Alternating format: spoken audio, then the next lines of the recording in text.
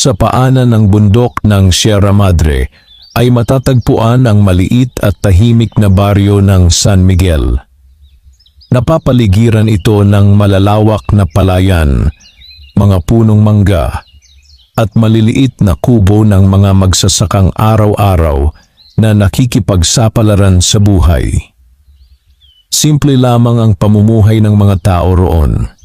Maagang gumigising upang magtrabaho sa bukid, at sa hapon ay nagtitipon-tipon sa plaza upang magpahinga at magkwentuhan. Ngunit sa likod ng payapang anyo ng baryo ay nakatago rin ang maraming kwento ng hirap at pagsubok. Isa sa mga pamilyang lubhang naghihirap ay ang pamilya ni Mang Timo. Si Mang Timo ay isang payat na magsasaka na halos buong buhay na nagbungkal ng lupa. Ang kanyang asawa na si Aling Rosa ay isang mapagmahal na ina na nagtitinda ng gulay sa palengke tuwing umaga. Mayroon silang 2 anak, si Junjun na 12 taong gulang at si Lita na 10 taong gulang. Sa kabila ng kanilang pagsisikap, tila ba hindi sila sinusuwerte sa buhay. Tuwing panahon ng ani ay madalas masira ang kanilang pananim dahil sa bagyo o peste. Kapag naman nakakaani sila, napakababa ng presyo ng palay sa palengke. Madalas ay kulang pa ang kanilang kinikita upang makabili ng sapat na pagkain. Maraming gabi na ang pamilya ay sabay-sabay kumakain ng lugaw lamang upang mapagkasya ang kakaunting bigas. Sa mga ganitong sandali ay tahimik lamang si Mang Timo habang nakatitig sa lampara. Minsan ay napapabuntong hininga siya. Hindi niya alam kung paano iaahon sa hirap ang kanyang pamilya. Isang gabi ng tag-init, habang ang baryo ay tahimik at ang buwan ay maliwanag na nakasabit sa langit, may isang kakaibang pangyayari ang naganap sa kagubatan malapit sa baryo. Sa gitna ng matataas na puno at malamig na hangin, isang liwanag ang biglang sumikat sa isang bahagi ng gubat. Mula sa liwanag na iyon ay lumitaw ang isang napakagandang nilalang. Siya ay isang diwata. Ang kanyang buhok ay mahaba at tila kumikislap sa liwanag ng buwan. Ang kanyang mga mata ay malinaw na parang tubig sa bukal, at ang kanyang kasuotan ay tila hinabi mula sa hamog at dahon. Ang kanyang pangalan ay Amara. Isa siyang diwata na matagal nang nagbabantay sa kagubatan na nakapaligid sa baryo ng San Miguel. Sa loob ng maraming taon ay tahimik niyang pinagmamasdan ang mga tao roon. Nakikita niya ang kanilang kasiyahan, ngunit mas madalas ay nasasaksihan niya ang kanilang paghihirap. Sa lahat ng pamilyang kanyang nakita, ang pinakatumatak sa kanyang puso ay ang pamilya ni Mang Timo. Maraming gabi na nakita niya si Aling Rosa na tahimik na umiiyak habang natutulog ang mga bata. Maraming beses din niyang nakita si Mang Timo na kahit pagod na pagod ay patuloy pa ring nagtatrabaho sa bukid upang mabuhay ang kanyang pamilya. Unti-unting nahabag ang diwata sa kanilang kalagayan. Ngunit bilang isang nilalang ng kagubatan, hindi siya basta-basta maaaring makialam sa buhay ng mga tao. Mahigpit ang batas ng kanilang mundo. Ang mga diwata ay hindi dapat makialam sa kapalaran ng tao.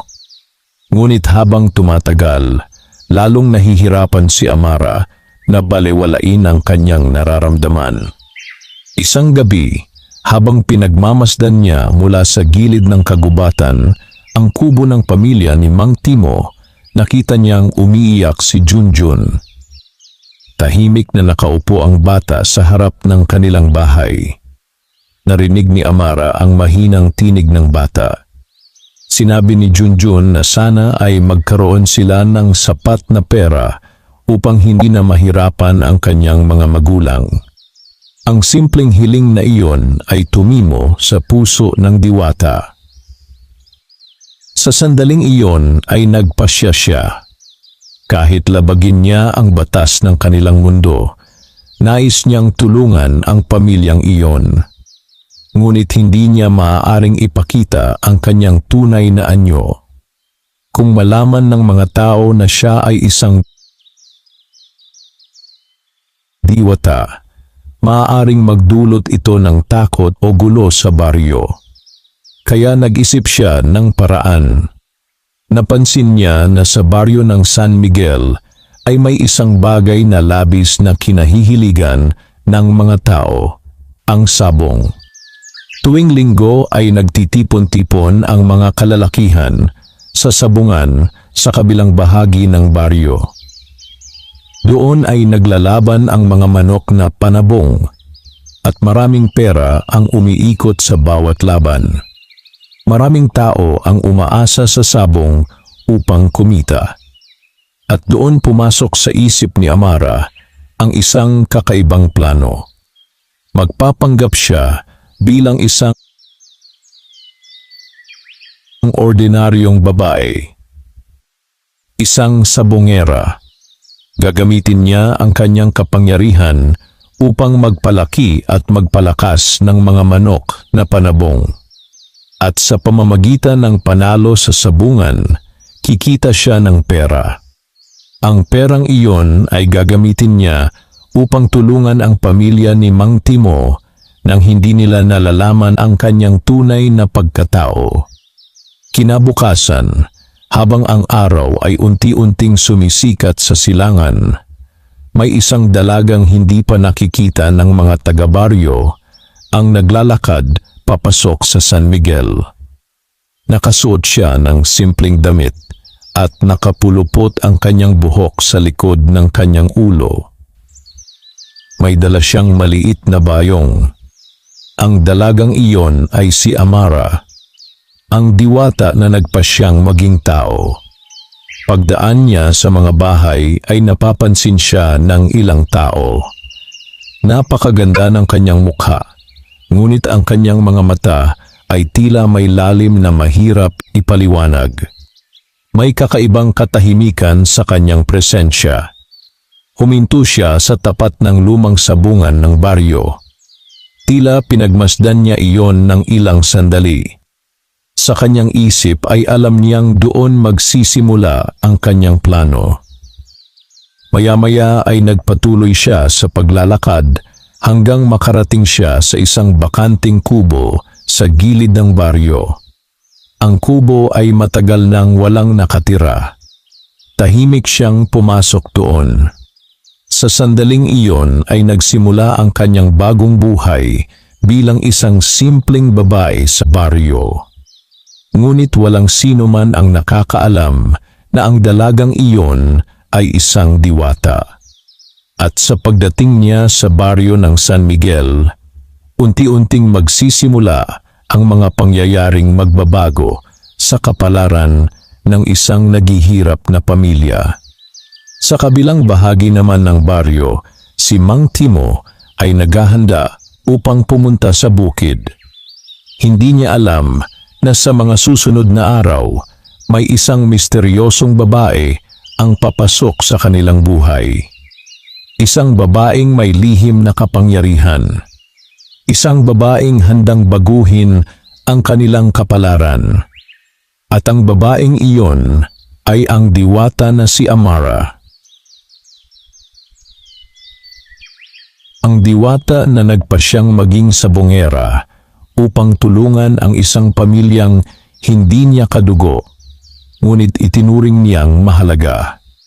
Ang kwento ng diwata at ng pamilyang kanyang tutulungan ay nagsisimula pa lamang.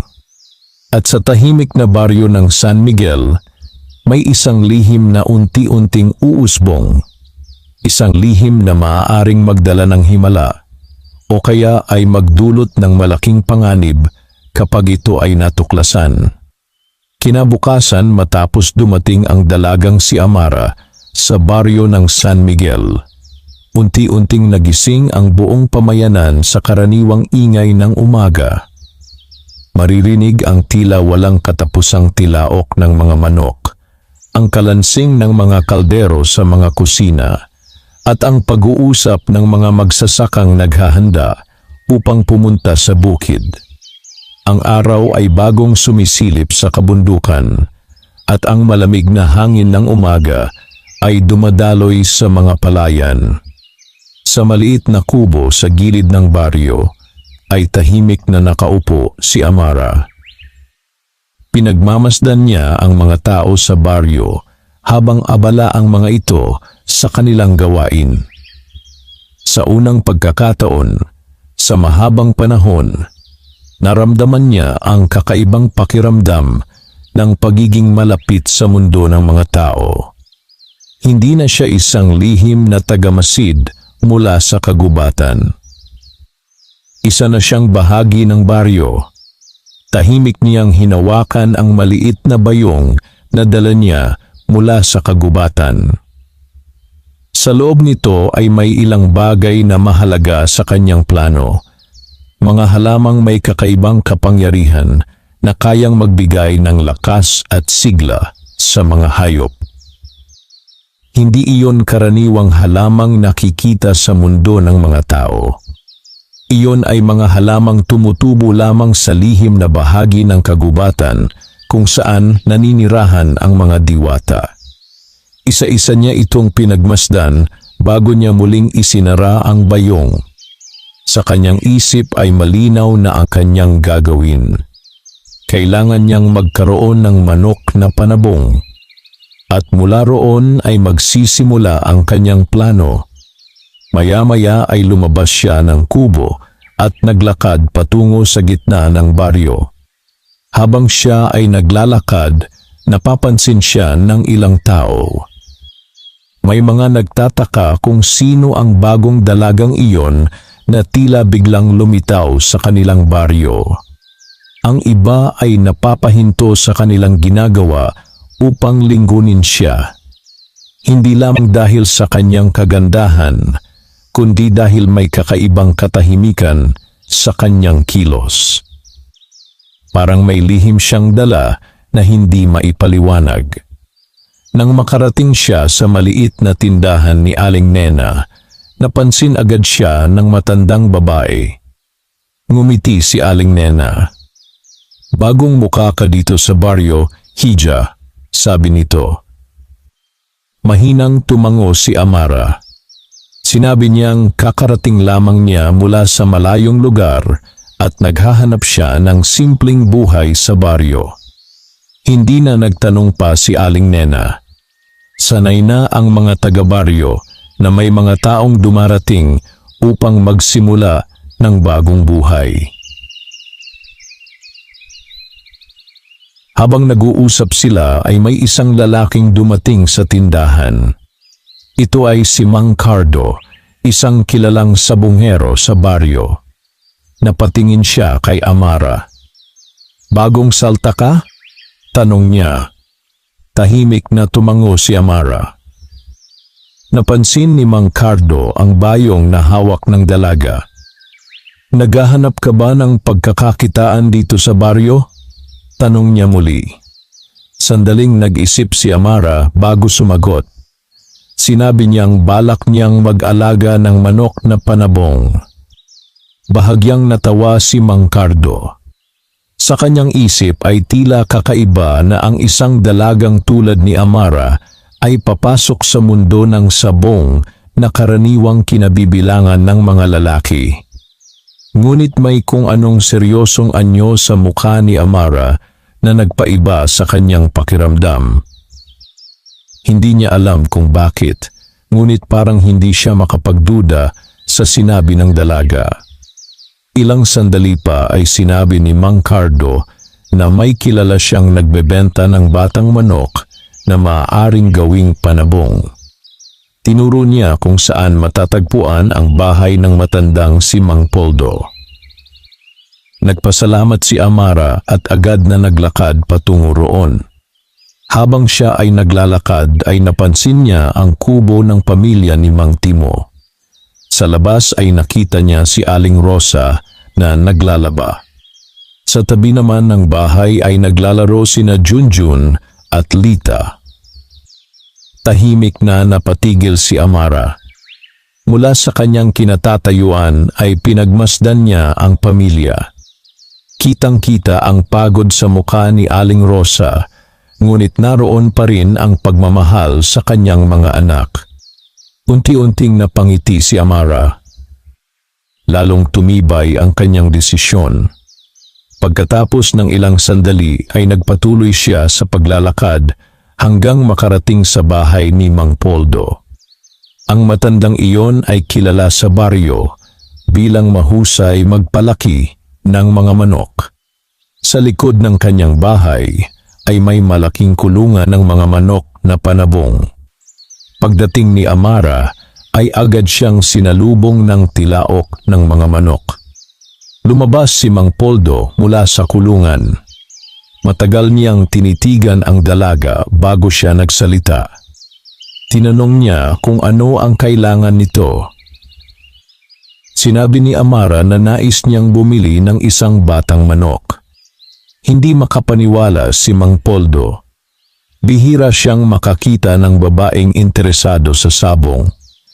Ngunit sa huli ay ipinakita niya ang ilang batang manok na maaaring gawing panabong.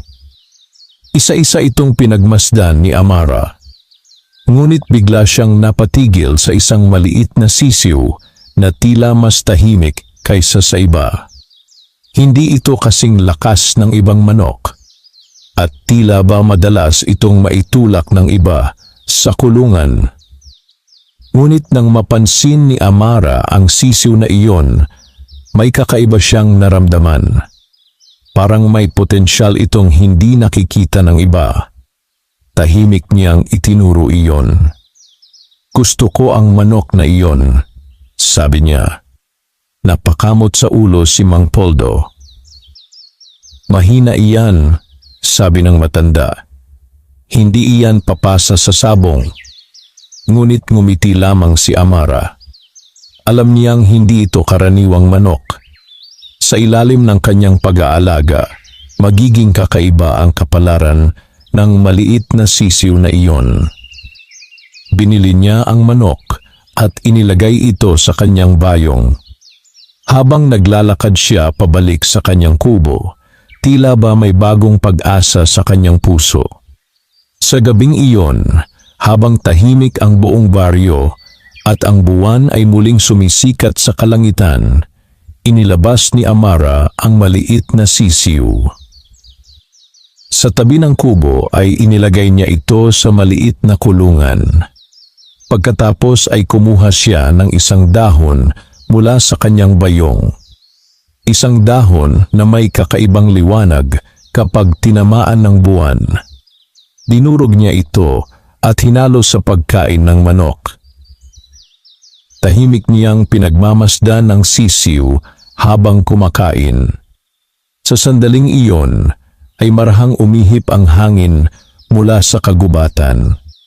Ang hangin na tila kilala si Amara. Ang hangin na nagmumula sa mundo ng mga diwata. Unti-unting nagsimula ang pagbabago sa maliit na sisiw.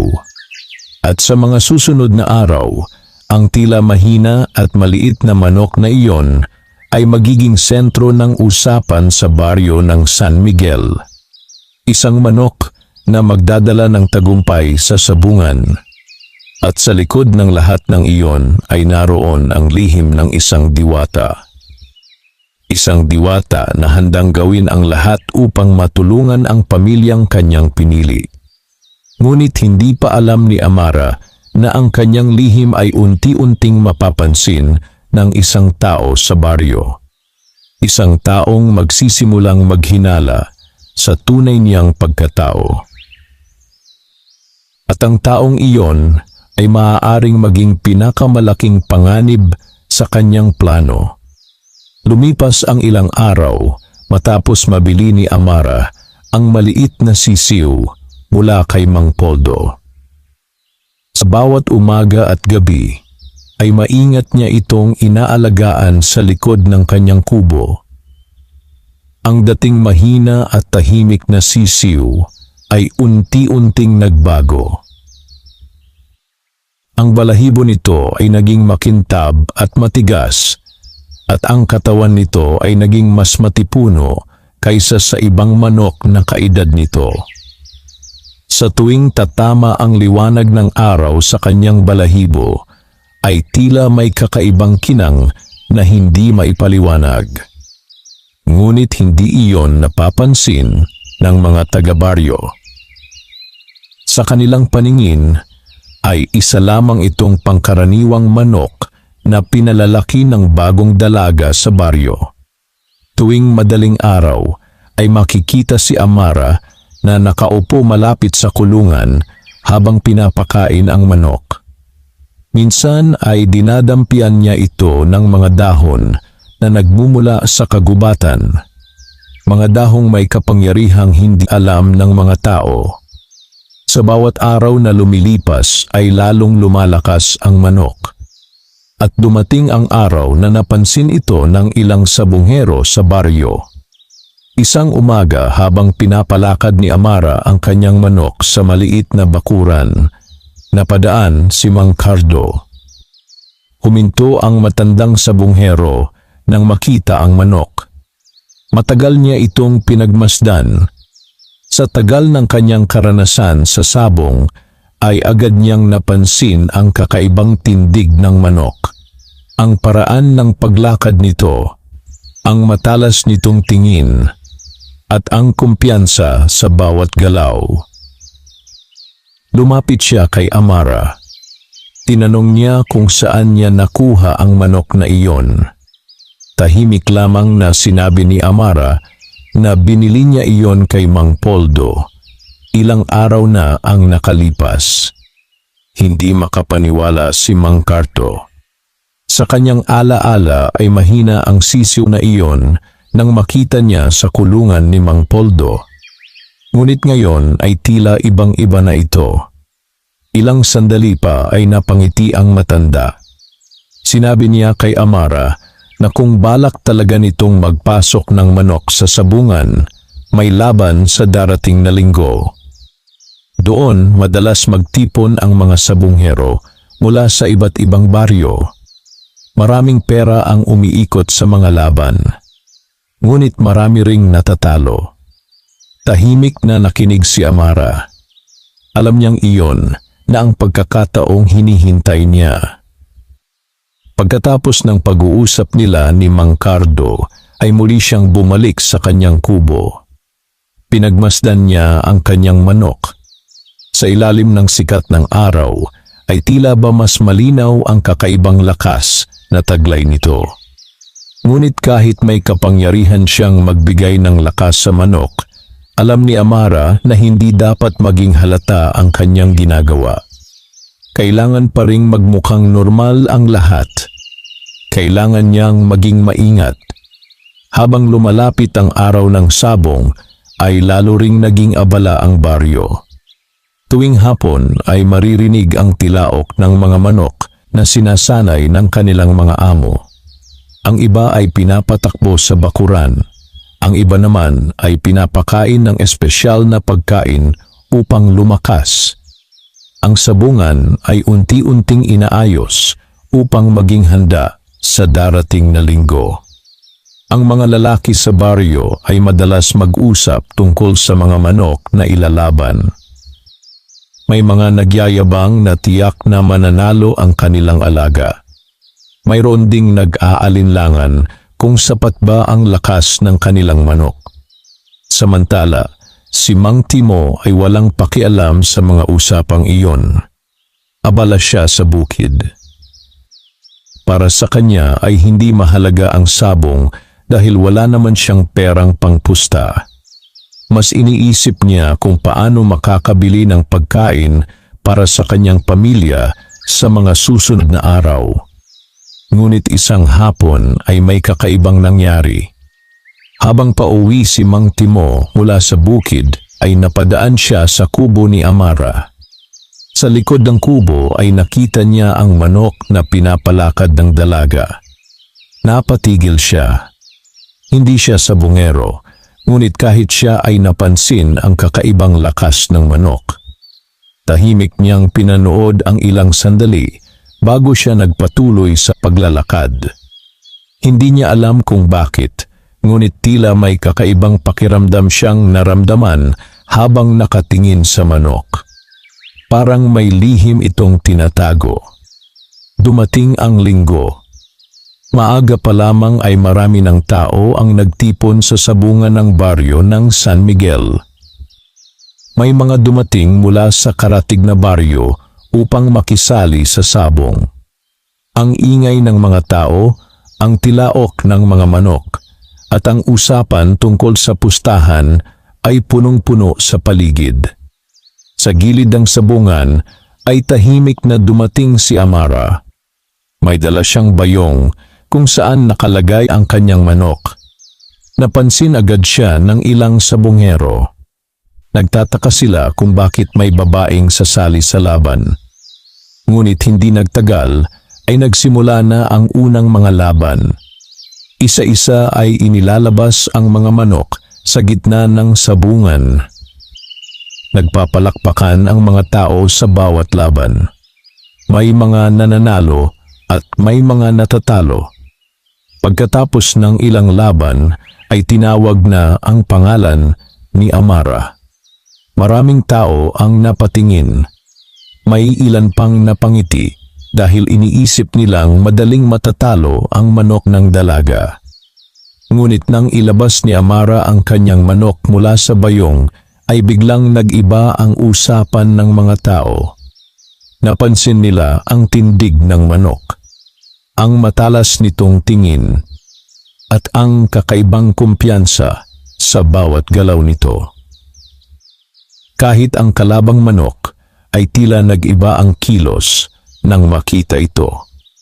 Tahimik na inilagay ang dalawang manok sa gitna ng sabungan.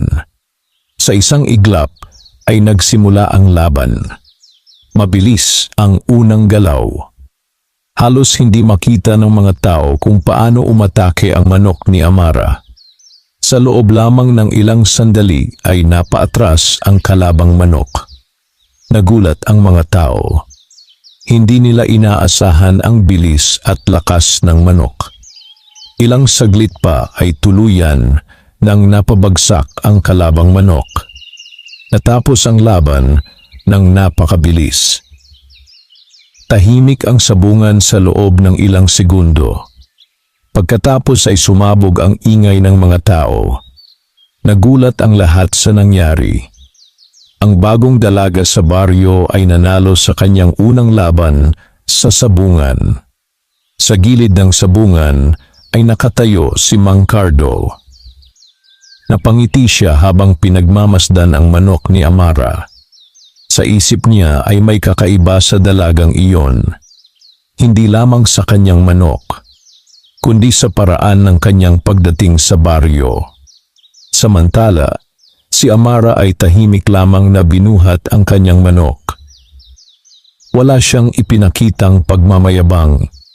Ngunit sa kanyang puso ay alam niyang nagsimula na ang unang hakbang sa kanyang plano.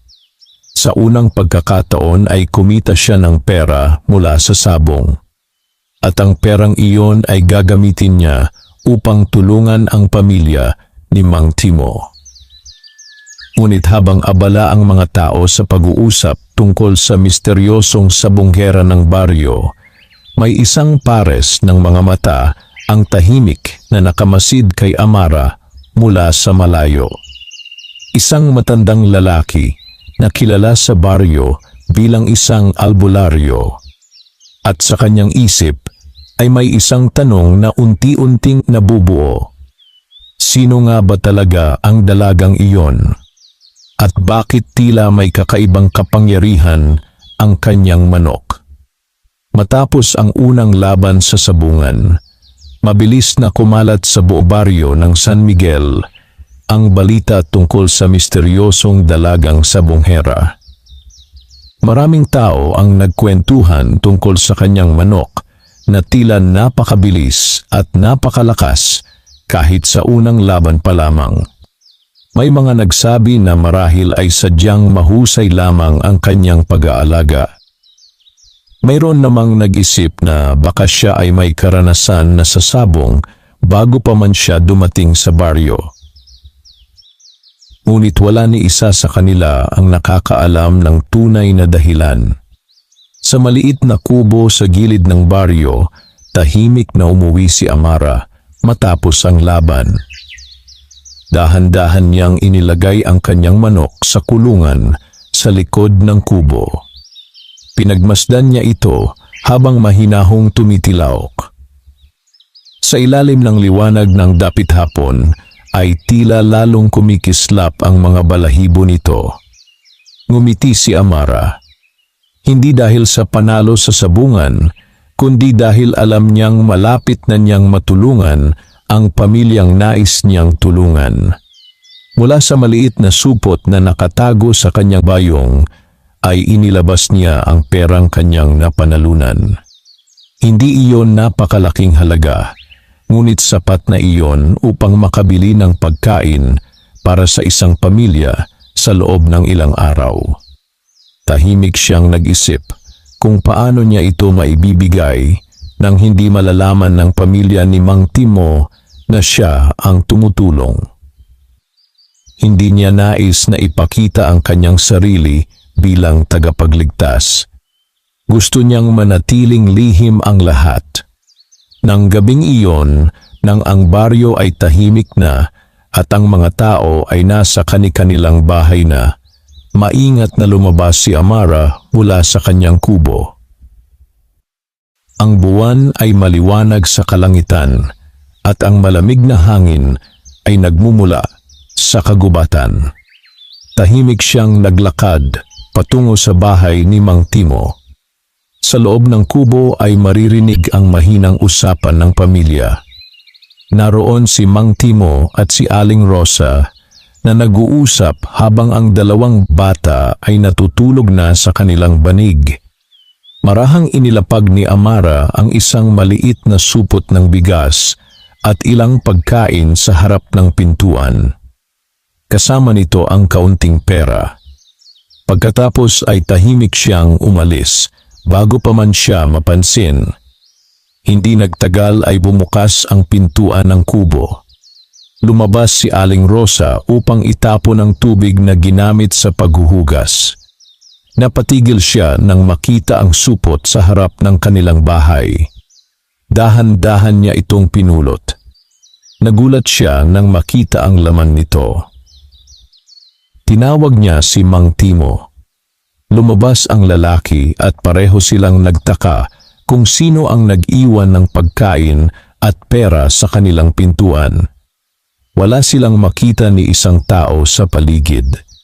Sa huli ay naisip na lamang nila na marahil ay may taong maawain sa baryo na lihim na tumulong sa kanila. Nagpasalamat sila sa may kapal at dinala ang pagkain sa loob ng bahay. Sa malayo ay nakatayo si Amara sa ilalim ng isang punong mangga. Tahimik niyang pinagmamasdan ang kubo ng pamilya. Nang makita niyang masaya ang pamilya, ay unti-unti siyang napangiti.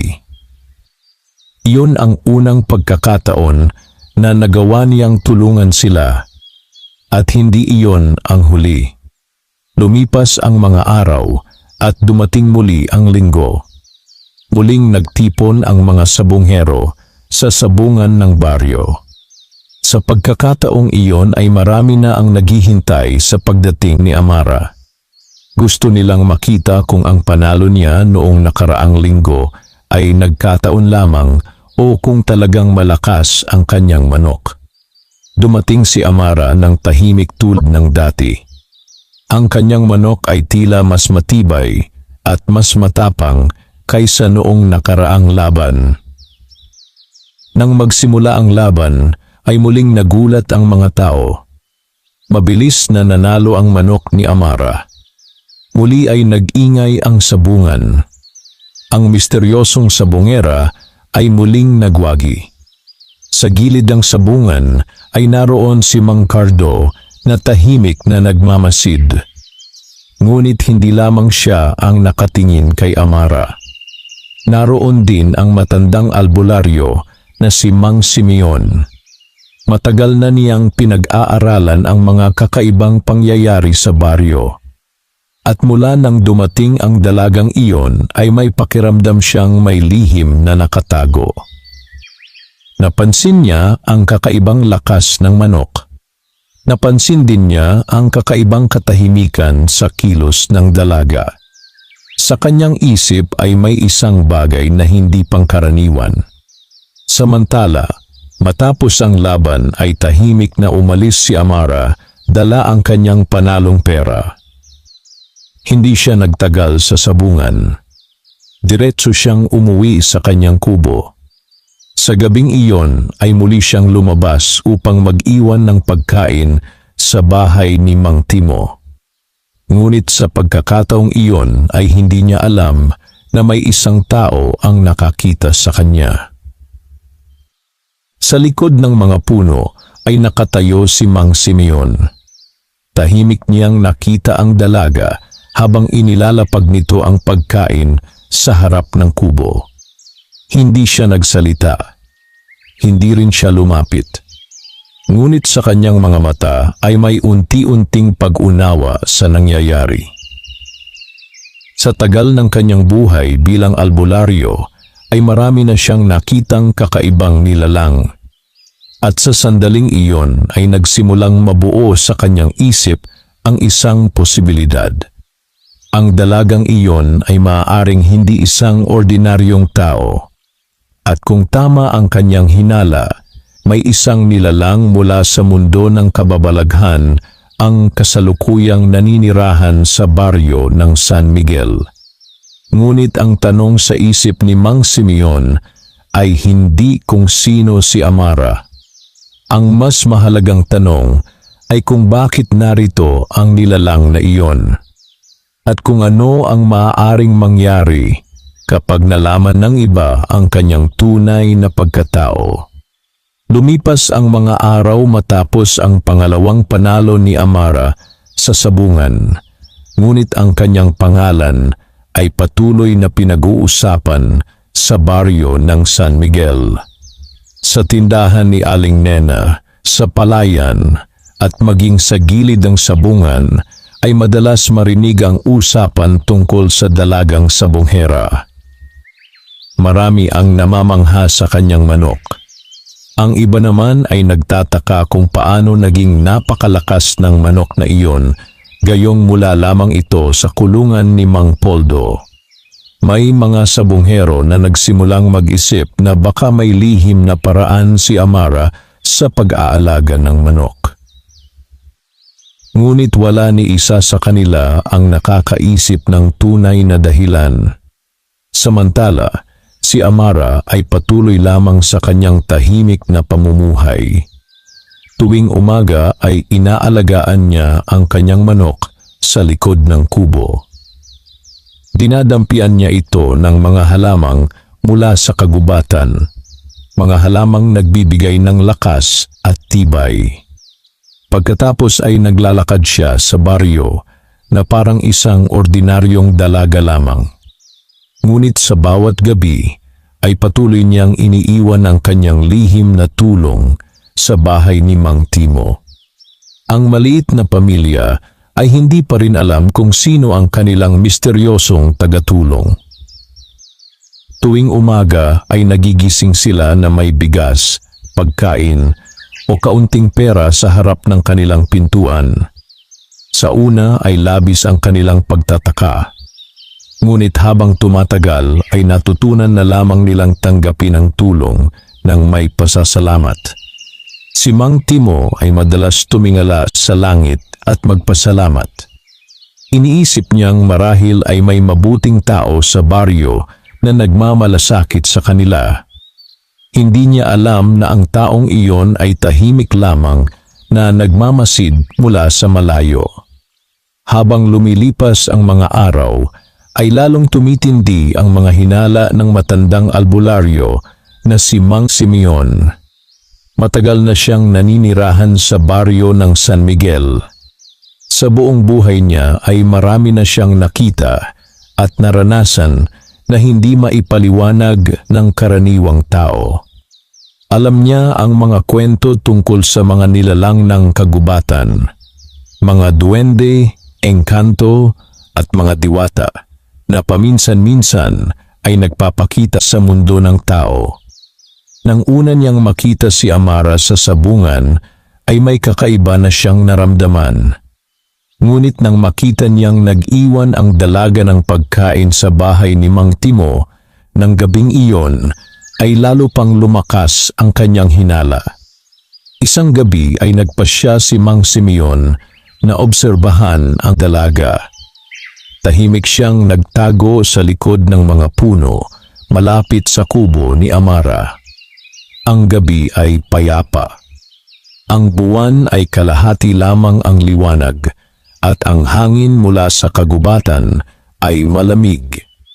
Ilang sandali ang lumipas bago lumabas si Amara mula sa kubo. Sa kanyang mga kamay ay may dalang maliit na supot. Tahimik siyang naglakad patungo sa bahay ni Mang Timo. Sinundan siya ng tingin ni Mang Simeon. Nakita niyang muli nitong inilapag ang supot sa harap ng pintuan bago siya umalis. Ngunit sa pagkakataong iyon, ay may napansin ang matandang albularyo.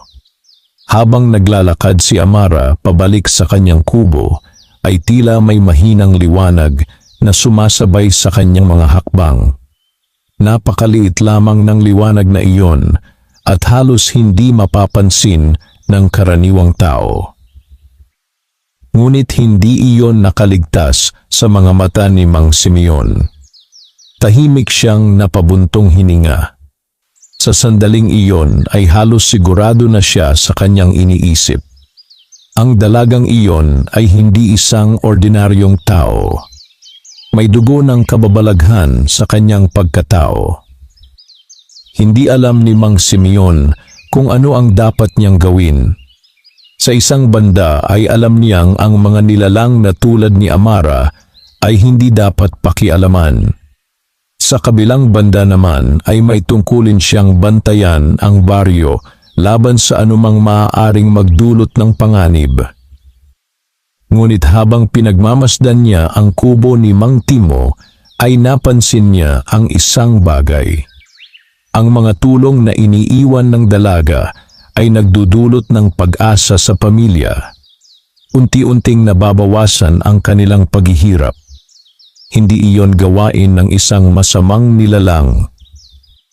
Sa halip ay tila gawa iyon ng isang pusong may malasakit. Kaya sa gabing iyon ay nagpasya si Mang Simeon na manatiling tahimik. Hindi muna niya ibabahagi sa iba ang kanyang hinala. Sa halip ay patuloy niya lamang pagmamasdan ang dalaga. Samantala, sa kabilang bahagi ng baryo ay may isa pang taong nagsisimulang mapansin ang tagumpay ni Amara. Ito ay si Don Emilio. Si Don Emilio ang pinakamayamang tao sa baryo ng San Miguel.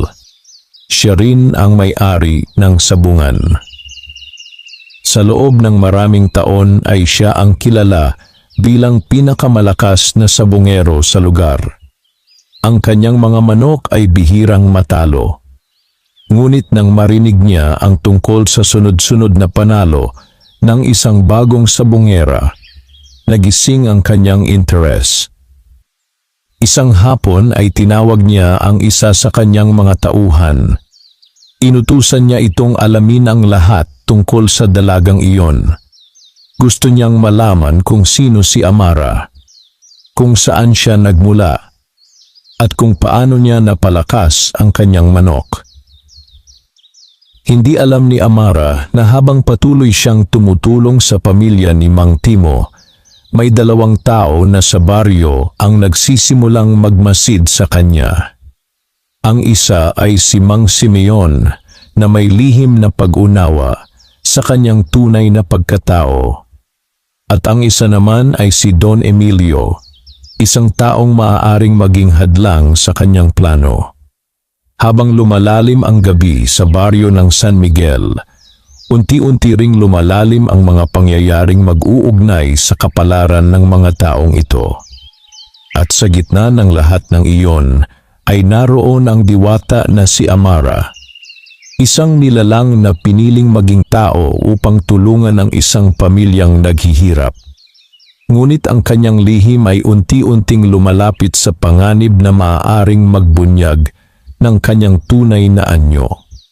Habang patuloy na pinag-uusapan sa baryo ng San Miguel ang misteryosong sabunggera, lalong naging abala ang sabungan tuwing linggo. Maraming sabungero mula sa karatig na baryo ang nagsimulang dumayo upang makita ang manok ng dalagang tinatawag nilang Amara. Ang ilang nanonood ay umaasang matatalo na ito sa susunod na laban. Ngunit sa bawat laban ay lalo lamang tumitibay ang pangalan ng dalaga.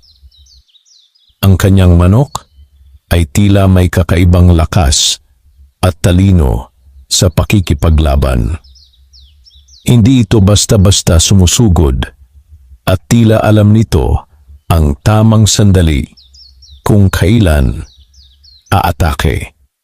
Sa bawat panalo ay dumadami ang taong nakakapansin sa kanya at sa sabungan na iyon, walang taong mas may kapangyarihan kaysa kay Don Emilio.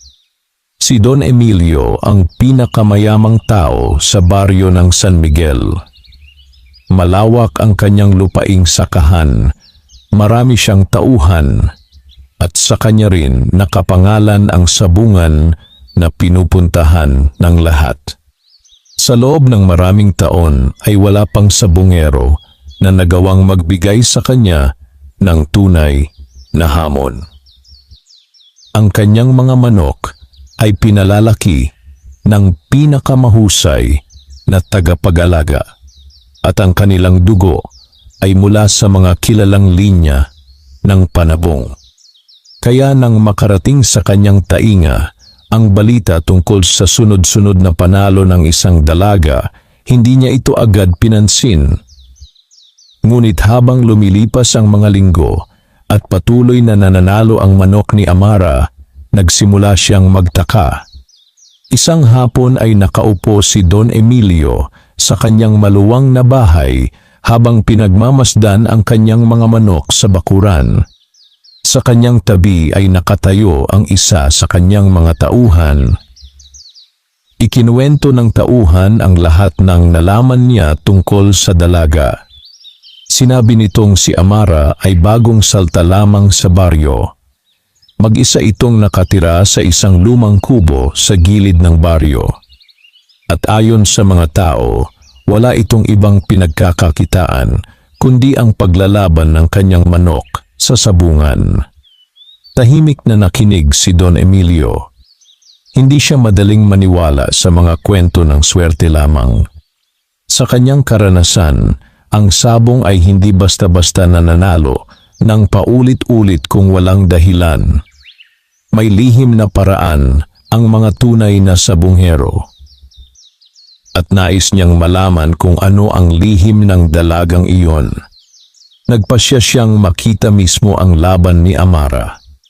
Dumating ang linggo at muling napuno ang sabungan ng mga tao. Ang araw ay mataas sa langit at ang alikabok mula sa lupa ay unti-unting lumilipad habang naglalakad ang mga tao papasok sa sabungan. Sa isang bahagi ng sabungan ay dumating si Don Emilio kasama ang ilan sa kanyang mga tauhan. Agad siyang pinansin ng mga tao. Bilang may-ari ng sabungan, kilala siya ng lahat. Tahimik siyang umupo sa isang bahagi kung saan malinaw niyang makikita ang mga laban. Hindi nagtagal ay dumating si Amara. Gaya ng dati ay simple lamang ang kanyang kasuotan at tahimik ang kanyang kilos. May dala siyang bayong kung saan nakalagay ang kanyang manok. Napansin siya ng ilang tao at agad na kumalat ang balita na darating na ang laban ng misteryosong sabonghera. Nang magsimula ang laban, ay maingat na pinagmamasdan ni Don Emilio ang lahat. Hindi lamang ang laban ng mga manok ang kanyang tinitingnan. Pinag-aaralan din niya ang kilos ni Amara. Tahimik lamang ang dalaga habang hawak ang kanyang manok. Walang bakas ng kaba sa kanyang mukha. Nang ilagay ang dalawang manok sa gitna ng sabungan, ay nagsimula ang laban. Sa loob lamang ng ilang saglit, ay muling nakita ni Don Emilio ang kakaibang bilis at lakas ng manok ni Amara. Ang kalabang manok, kahit malaki at kilala sa sabungan, ay tila nahirapang sumabay. Sa huli ay muling nagwagi ang manok ni Amara. Nag-ingay ang sabungan. Ang mga tao ay napahanga na naman sa panibagong panalo. Ngunit si Don Emilio ay nanatiling tahimik. Sa kanyang isip ay lalo lamang tumibay ang kanyang hinala. Ang ganitong uri ng manok ay hindi basta-basta napapalakas ng karaniwang pag-aalaga. May lihim sa likod nito. Matapos ang laban ay tahimik na tumayo si Don Emilio. Hindi siya lumapit kay Amara. Sa halip ay pinagmamasdan lamang niya ito mula sa malayo habang pauwi ang dalaga.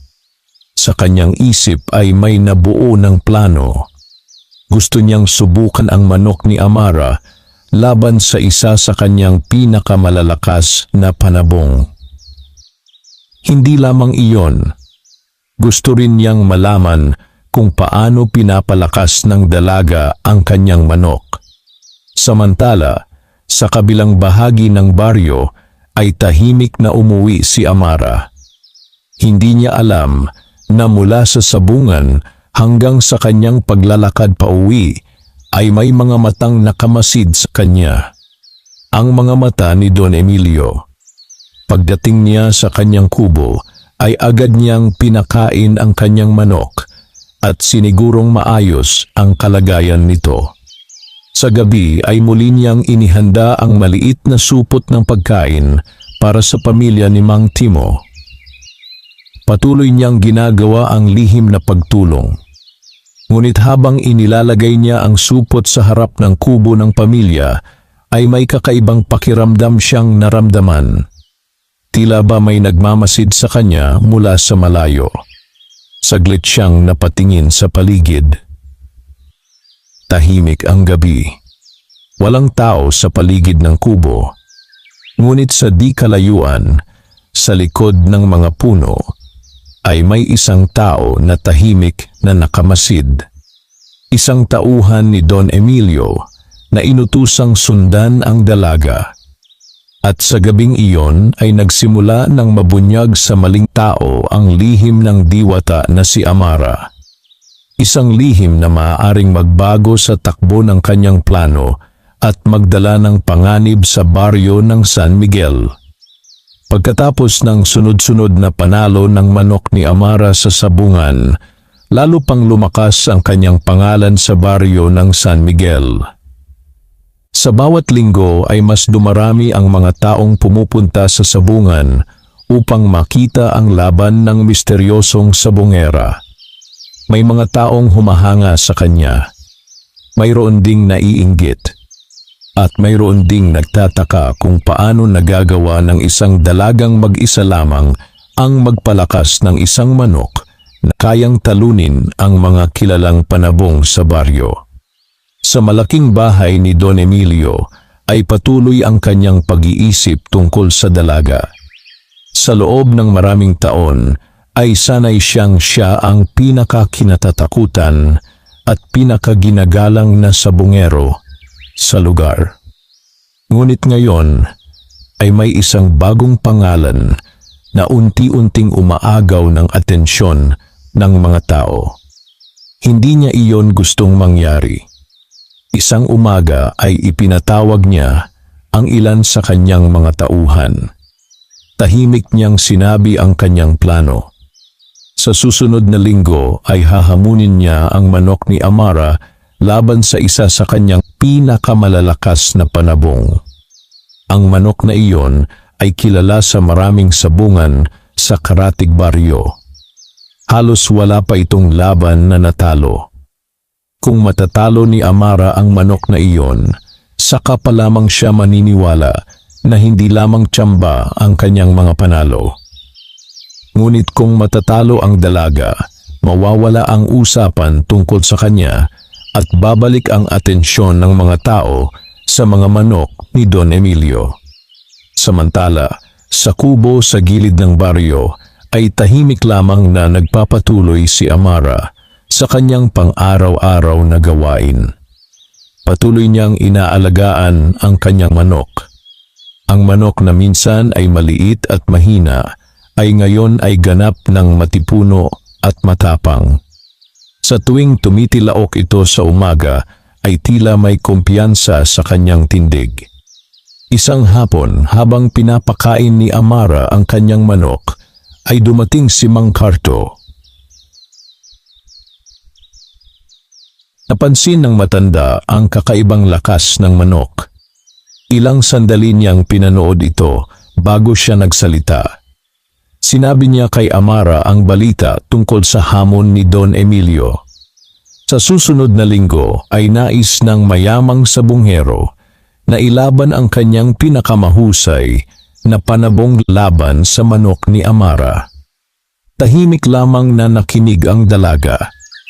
Hindi siya nagpakita ng takot o pag-aalinlangan. Sa kanyang puso ay alam niyang may kakayahan ang kanyang manok. Ngunit higit pa roon, alam niyang ang kanyang ginagawa ay hindi lamang para sa panalo sa sabungan. Ito ay bahagi ng kanyang layunin na matulungan ang pamilya ni Mang Timo. Sa bawat panalo ay may perang naipon na nagagamit niya upang patuloy na tulungan ang pamilya. Kaya nang tanungin siya ni Mang Cardo kung tatanggapin ba niya ang hamon ni Don Emilio, marahan lamang siyang tumango. Tinanggap niya ang laban. Pagkatapos ng pag-uusap ay umalis si Mang Cardo. Ngunit habang naglalakad siya palayo, ay hindi niya maiwasang makaramdam ng kakaibang kaba. Alam niyang napakalakas ng manok ni Don Emilio. Maraming beses na itong nanalo laban sa mga pinakamahusay na panabong sa mga kalapit na baryo. Samantala, sa kabilang bahagi ng baryo ay narinig ni Mang Simeon ang balita tungkol sa hamon. Tahimik siyang nakaupo sa harap ng kanyang maliit na bahay habang iniisip ang mga pangyayari. Sa kanyang pakiramdam ay hindi simpleng laban lamang ang magaganap sa darating na linggo. May kung anong bagay na maaaring magbago sa kapalaran ng mga taong sangkot dito. Sa kabilang banda naman ay patuloy ang lihim na pagtulong ni Amara sa pamilya ni Mang Timo. Tuwing gabi ay nagiiwan siya ng pagkain o pera sa harap ng kubo ng pamilya. Unti-unting gumagaan ang kanilang buhay. Si Aling Rosa ay hindi na gaanong nag-aalala kung may makakain sila kinabukasan. Si Junjun at Lita ay mas madalas nang nakangiti. Ngunit kahit gumagaan ang kanilang buhay, patuloy pa ring nagtataka si Mang Timo kung sino ang taong tumutulong sa kanila.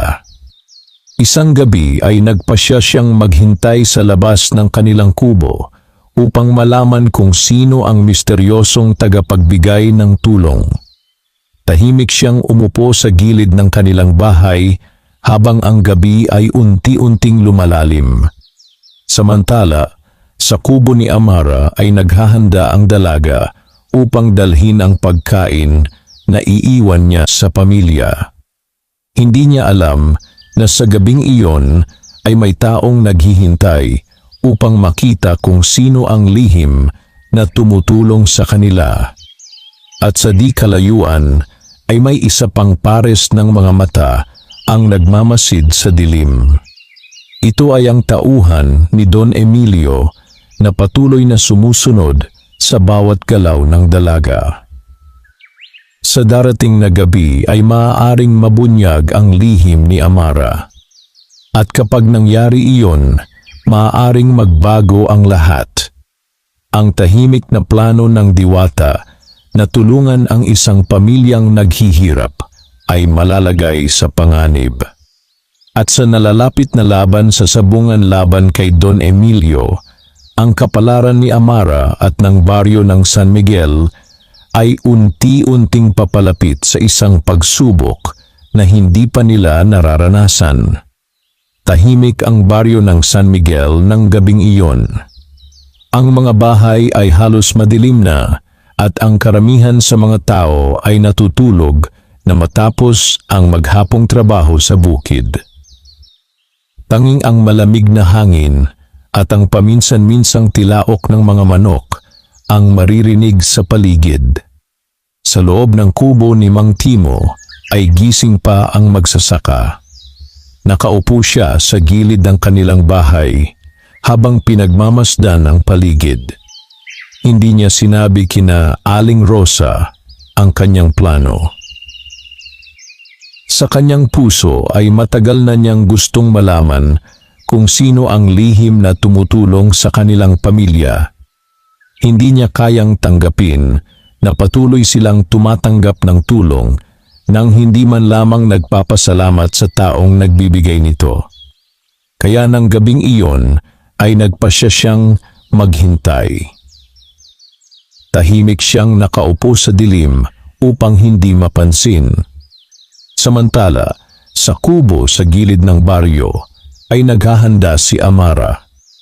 Hawak niya ang maliit na supot na naglalaman ng bigas at kaunting pera.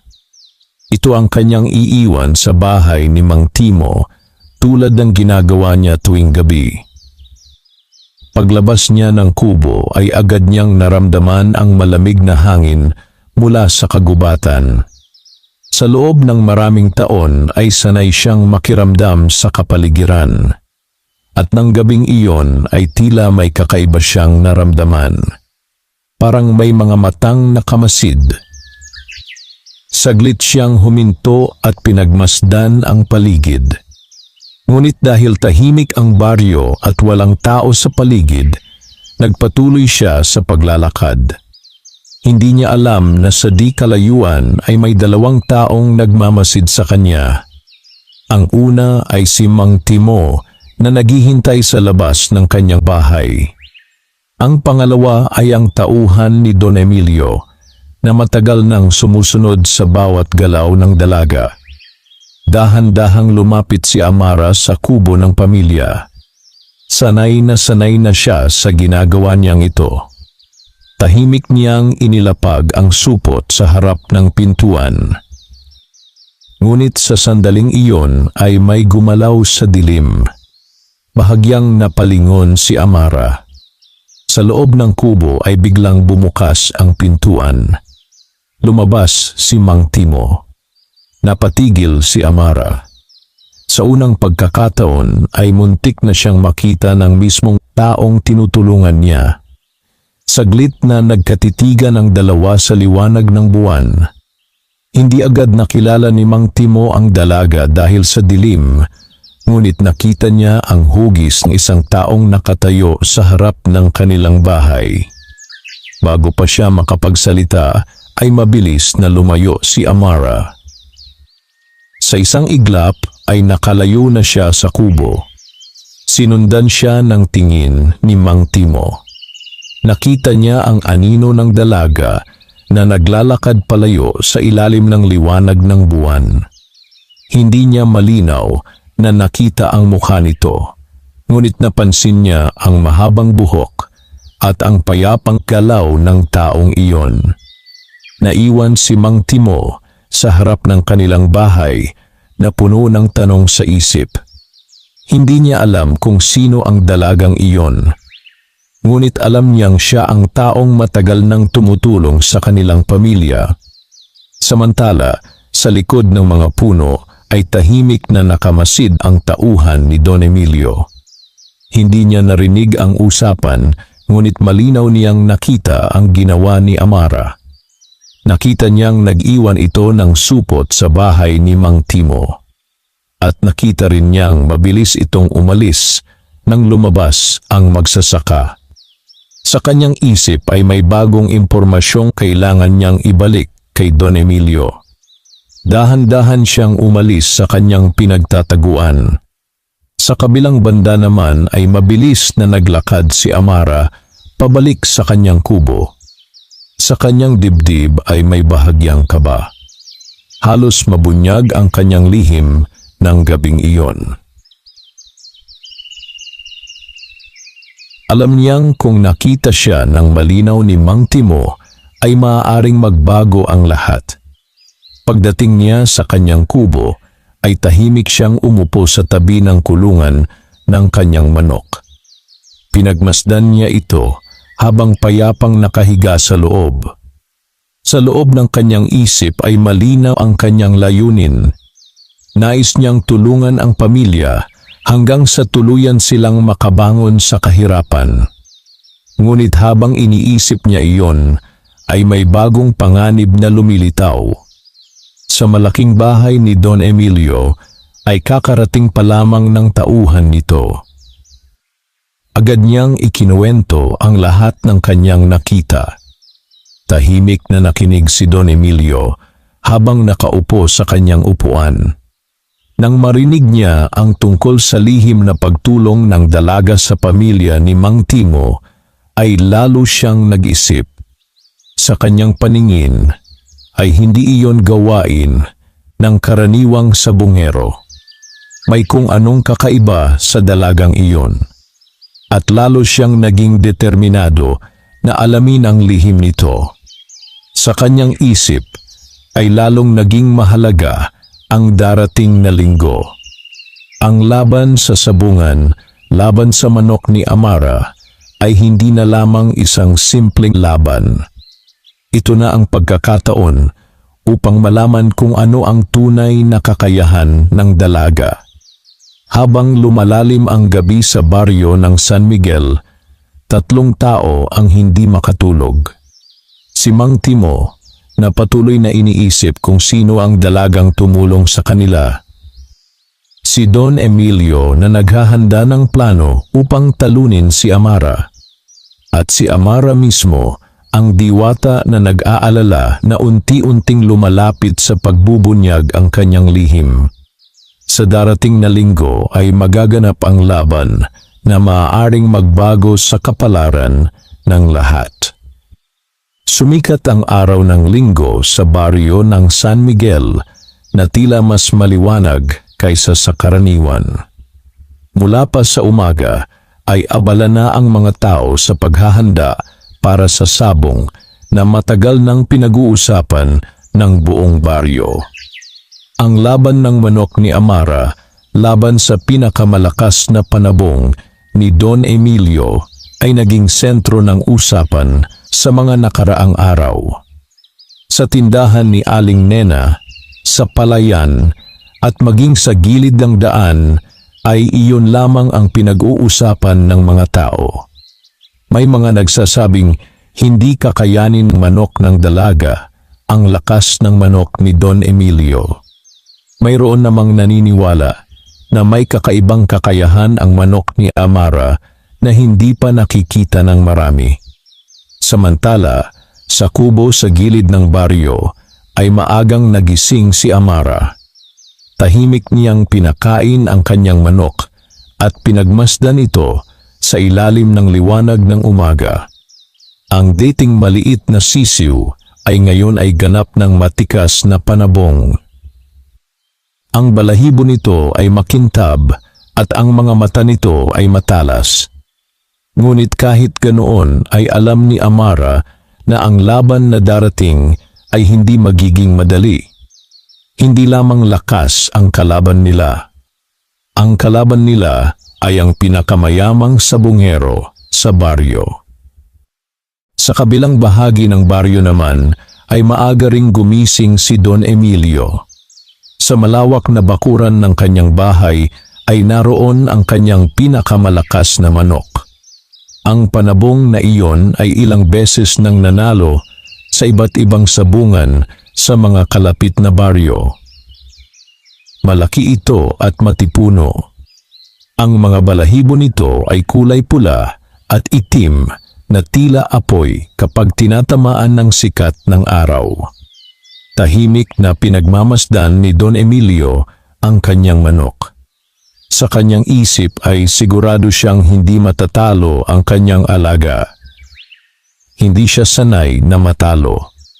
At sa araw na iyon ay nais niyang ipakita sa lahat kung sino pa rin ang tunay na hari ng sabungan sa baryo ng San Miguel.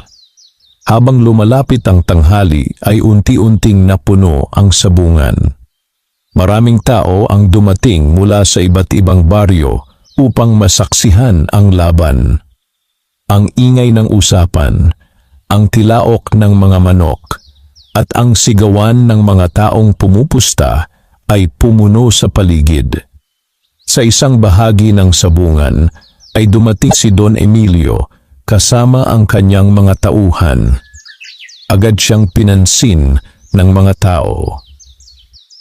Tahimik siyang umupo sa kanyang upuan habang hawak ng isa sa kanyang tauhan ang kanyang panabong. Hindi nagtagal ay dumating din si Amara. Tulad ng dati ay simple lamang ang kanyang kasuotan. May dala siyang bayong kung saan nakalagay ang kanyang manok. Maraming mata ang napalingon sa kanya habang siya ay naglalakad papasok sa sabungan. Ang ilan ay napangiti, ang iba ay nagtataka, at ang iba naman ay naghihintay kung ano ang mangyayari sa laban na iyon. Sa gilid ng sabungan ay tahimik na nakatayo si Mang Simeon. Naroon din si Mang Timo na nagkataong dumaan upang manood ng sabong. Hindi niya alam kung bakit, ngunit may pakiramdam siyang mahalaga ang laban na iyon. Ilang sandali pa ay tinawag na ng tagapagpaganap ng sabong ang laban ng manok ni Amara at ni Don Emilio. Biglang tumahimik ang sabungan. Ang dalawang panabong ay inilapit sa gitna ng arena. Nang makita ng mga tao ang manok ni Don Emilio, ay marami ang napahanga sa laki at tindig nito. Ngunit nang ilabas ni Amara ang kanyang manok mula sa bayong, ay may mga napansin na hindi rin ito basta-basta. Ang tindig nito ay matatag. Ang mga mata nito ay tila walang takot. Tahimik na nagkatitigan sina Amara at Don Emilio mula sa magkabilang panig ng sabungan. Sa unang pagkakataon ay nagharap ang dalawa. Walang sinabi si Amara. Ngunit sa kanyang mga mata ay may katahimikan at kumpiyansa. Nang ibigay ang hudyat ay nagsimula ang laban. Sa unang sandali ay mabilis na sumugod ang manok ni Don Emilio. Malakas ang unang galaw nito at tila nais agad tapusin ang laban. Ngunit mabilis ding nakaiwas ang manok ni Amara. Nagpalitan ng galaw ang dalawang panabong habang ang mga tao sa paligid ay sumisigaw at pumapalakpak. Ang laban ay mas mahaba kaysa sa mga naunang laban ni Amara. Halata na malakas ang kalaban nila. Ilang beses na halos matamaan ang manok ni Amara. Ngunit sa bawat sandali ay tila alam nito kung kailan iiwas at kailan aatake. Sa isang mabilis na sandali ay nakakita ito ng pagkakataon. Mabilis itong umatake. Sa loob lamang ng ilang segundo ay napaatras ang manok ni Don Emilio. Nagulat ang mga tao. Muling nagharap ang dalawang manok. Ngunit sa ikalawang pagkakataon ay mas mabilis na umatake ang manok ni Amara. Ang manok ni Don Emilio ay tuluyang napaatras at bumagsak. Sa loob ng ilang sandali ay natahimik ang buong sabungan. Hindi makapaniwala ang maraming tao sa kanilang nakita. Ang pinakamalakas na manok ni Don Emilio ay natalo. Pagkatapos ng ilang sandali ay sumabog ang sigawan ng mga tao. Ang dalagang sabungera ay muling nanalo. Sa gitna ng ingay ng sabungan ay tahimik lamang na kinuha ni Amara ang kanyang manok. Wala siyang ipinakitang pagmamayabang. Ngunit sa kabilang panig ay nakatayo si Don Emilio na may malamig na tingin. Sa kanyang puso ay hindi niya matanggap ang pagkatalo. Sa kanyang isip ay lalo pang tumibay ang kanyang hinala. Ang ganitong uri ng panalo ay hindi pangkaraniwan. May lihim sa likod ng dalagang iyon. At sa sandaling iyon ay nagpasya si Don Emilio na hindi niya titigilan ang pag-alam sa lihim ni Amara. Habang papalayo si Amara mula sa sabungan, ay hindi niya alam na ang kanyang tagumpay ay hindi lamang nagdala ng paghanga mula sa mga tao. Ito rin ay nagdala ng mas malaking panganib dahil ang taong kanyang tinalo ay hindi sanay na matalo. At ang taong iyon ay handang gawin ang lahat upang malaman ang lihim ng diwata na si Amara. Matapos ang malaking laban sa sabungan, ay matagal na pinag-usapan sa baryo ng San Miguel ang pagkatalo ni Don Emilio. Sa loob ng maraming taon ay halos walang manok ang nakatalo sa kanyang mga panabong, kaya ang pangyayaring iyon ay tila hindi kapanipaniwala para sa maraming tao. Sa tindahan ni Aling Nena ay patuloy ang usapan. May mga nagsasabing napakaswerte lamang ni Amara. Mayroon namang nagsasabing may kakaibang talento ang dalaga sa pag-aalaga ng manok. Ngunit may ilan ding nagbubulong na baka may lihim na kapangyarihan ang manok ng misteryosong sabonghera. Samantala, sa kanyang malaking bahay ay tahimik na nakaupo si Don Emilio.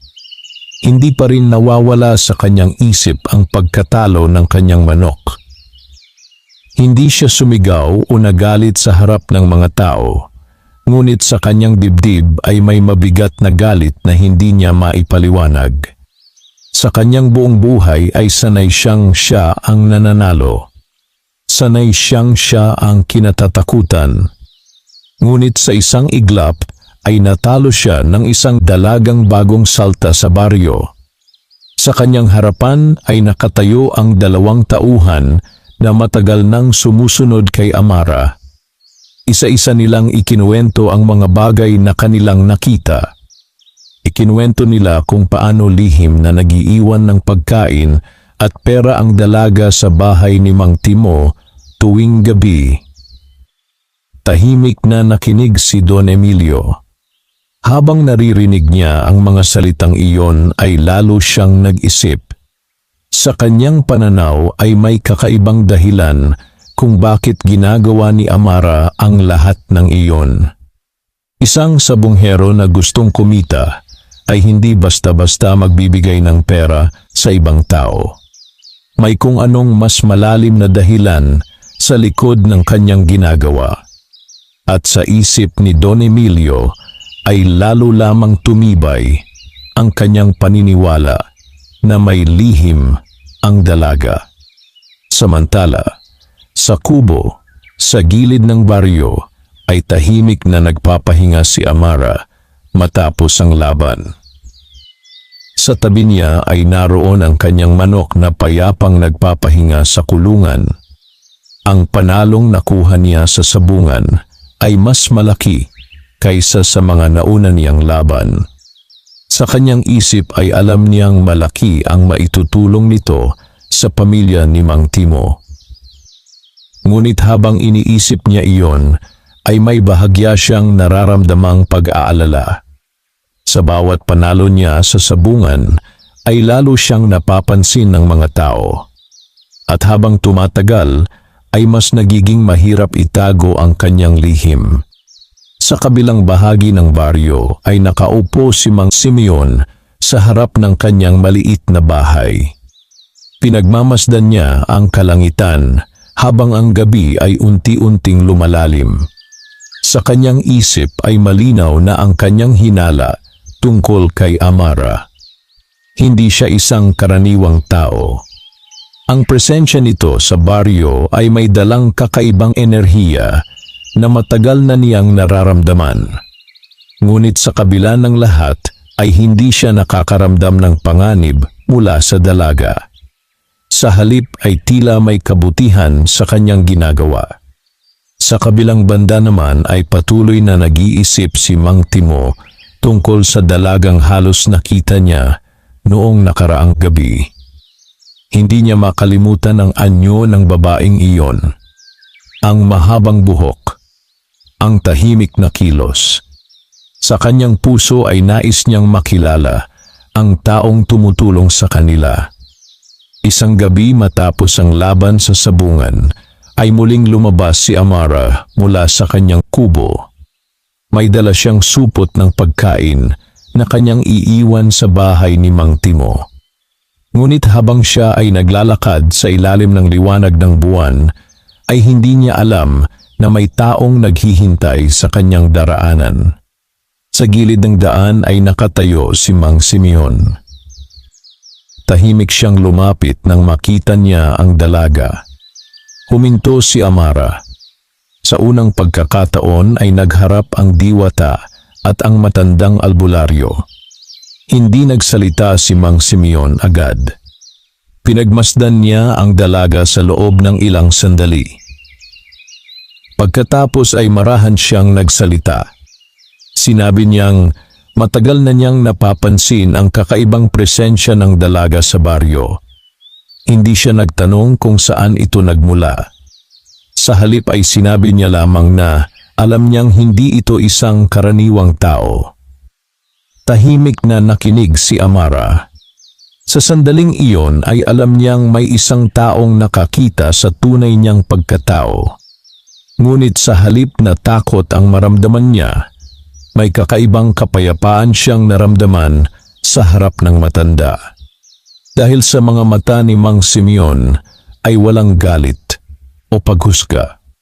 Sa halip ay tila may pag-unawa. Sinabi ng matanda na matagal na siyang nabubuhay sa baryo at marami na siyang nakitang nilalang na hindi mula sa mundo ng tao. Ngunit sinabi rin niya na kung ang layunin ni Amara ay tumulong sa mga tao, hindi siya magiging hadlang. Ngunit nagbigay rin siya ng babala. Hindi lahat ng tao sa baryo ay may mabuting puso. May mga taong maaaring gumamit ng kanyang lihim para sa sariling kapakinabangan. At isa sa mga taong iyon ay si Don Emilio. Tahimik na nakinig si Amara sa mga salita ng matanda. Sa gabing iyon ay alam niyang ang kanyang lihim ay hindi naganap na nakatago. May isang tao na ang nakakaalam ng kanyang tunay na pagkatao. Ngunit sa halip maging panganib, ang taong iyon ay maaaring maging kaibigan at tagapangalaga ng kanyang lihim. Habang naglalakad siya patungo sa bahay ni Mang Timo upang iwan ang kanyang tulong, may bagong pakiramdam sa kanyang puso. Ang kanyang misyon na tulungan ang pamilyang iyon ay malayo pa sa pagtatapos. Ngunit sa kabilang banda ay may bagong panganib na unti-unting lumalapit. Dahil sa malaking bahay ni Don Emilio ay patuloy na umiikot sa kanyang isip ang tanong tungkol sa misteryosong dalaga. At sa kanyang puso ay may isang desisyon na nabubuo. Hindi siya titigil hanggat hindi niya nalalaman ang lihim ni Amara. Ang diwata na nagpanggap na tao upang tumulong sa isang pamilyang naghihirap ay unti-unti nang napapalibutan ng mga taong gustong malaman ang kanyang katotohanan. At ang mga susunod na pangyayari ay maaaring magdala ng liwanag sa kanyang layunin. O kaya naman ay magbunyag ng lihim na matagal niyang itinago sa mundo ng mga tao. Wakas.